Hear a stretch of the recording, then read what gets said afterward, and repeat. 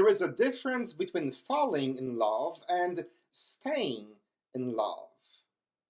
Going out on your 25th anniversary dinner with candles and fancy wine is very different from that first or second date under the bleachers of your high school football team, or, God forbid, in the back seat of your father's car. Between those first full of passion dates and the 25th or even 50th anniversary celebration lie the years of daily grind, passing each other on the way to or from work, burnt dinners, nightly snoring, and countless little annoying things that your life partner is driving you crazy with. The art and the challenge of a lasting relationship is getting from falling in love to staying in love. It applies to our human relationships, but it is equally important in our relationship with Christ and His church. Many, if not most Christians, remember fondly the days when they fell in love with Christ for the first time, when praying was as special as going on a date, and when going to church was as exciting as getting to the third base.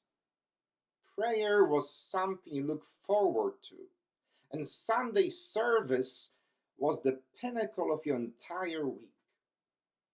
But with time, for many of us, prayer becomes a chore on our daily to-do list, and Sunday church turns into another lackluster social engagement.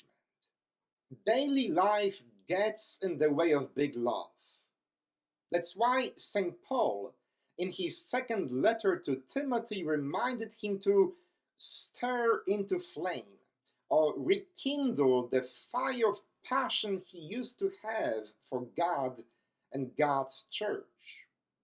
Paul warns his protege not to become another church bureaucrat, going through motions and counting days to retirement. Come on, wake up.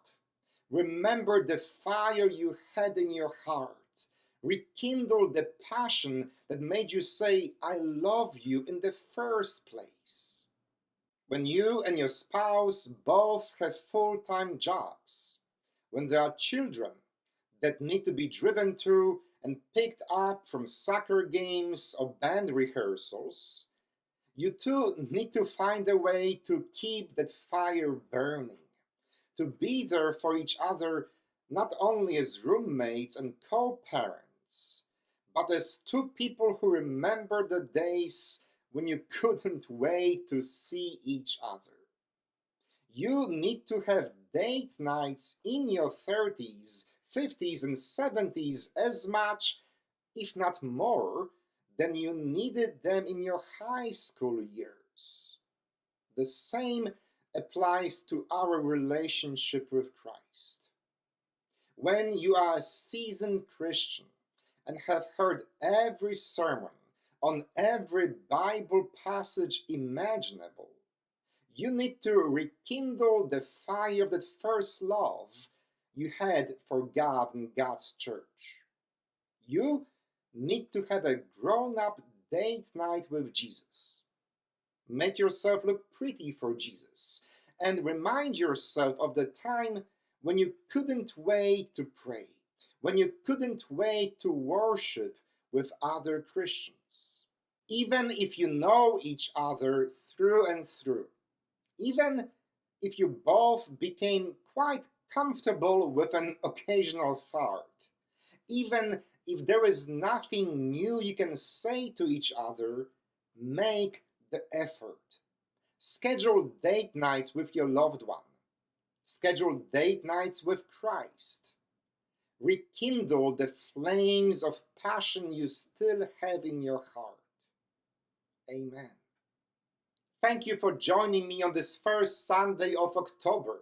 I pray that we all find ways to rekindle the passion of love for God and for each other. As always, I kindly ask you to click on the like symbol under this video, leave a comment or two, and make sure that you subscribe to my YouTube channel. Have a wonderful week, and may God bless you every single day.